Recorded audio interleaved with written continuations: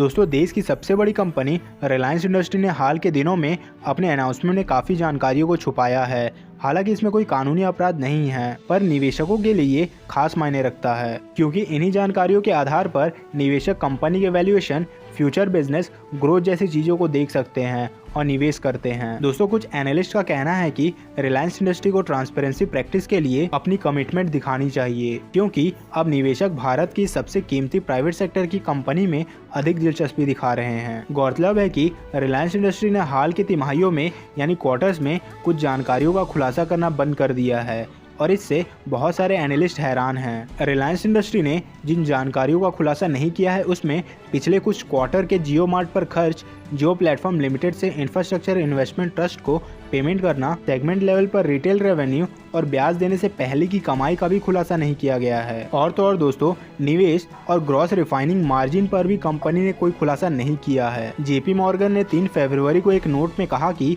निवेशक रिलायंस इंडस्ट्री के बिजनेस की ग्रोथ को मापने के लिए जियो मार्ट और जेपीएल में ज़्यादा से ज़्यादा खुलासे चाहिए। दोस्तों अमेरिका और यूरोप के ज़्यादातर डिजिटल निवेशक यानी डिजिटल इन्वेस्टर जियो मार्ट और जेपीएल के डिजिटल सेक्टर में रिलायंस इंडस्ट्री की लंबे समय की डिजिटल स्टोर्स को बेहतरीन देखते हैं। यानी दोस्तों अमेरिका और यूरोप के ज़्यादातर लोग जियो मार्ट और जेपीएल जैसे बिजनेस को इन्वेस्टमेंट के लिहाजे से काफ़ी अच्छा बिजनेस मान रहे हैं। यहाँ तक कि वो तो ये भी एक्सेप्ट करते हैं कि इस बिजनेस में अगले 12 से 18 महीने में इस कंपनी में इन्वेस्ट नहीं कर पाएंगे। दोस्तों रिलायंस इंडस्ट्री ने अर्निंग रिपोर्ट में पहली बार जीएमआर का खुलासा नहीं किया है। ये इसके रिफाइनिंग बिजनेस का आकलन करने के लिए एक अहम पैमाना है। दोस्तों अगर जीएमआर क्या होता है अगर आपको नहीं मालूम तो हम आपको बता दें कि प्रपोज तेल के हर बैरल पर जो मार्जिन मिलता है उसे जीएमआर कहते हैं। रिलायंस इंडस्ट्री का कहना है कि इसके रिफाइनिंग और पेट्रोकेमिकल बिजनेस को ऑयल टू केमिकल में मिलाया गया है और जो कंपनियां यानी ब्रोकिंग फर्म और एनालिस्ट जो इसे एनालाइज करते हैं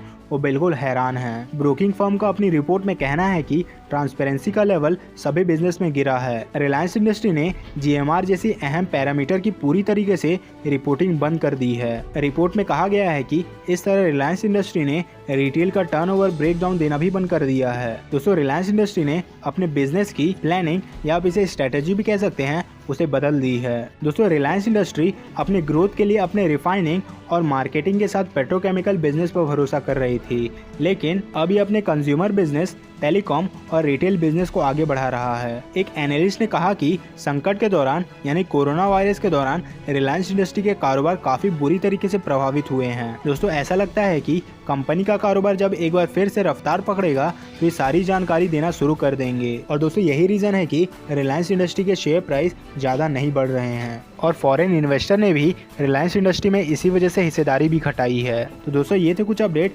रिलायंस इंडस्ट्रीज को लेकर। इस वीडियो में फिलहाल इतना ही, मिलते हैं नेक्स्ट वीडियो में।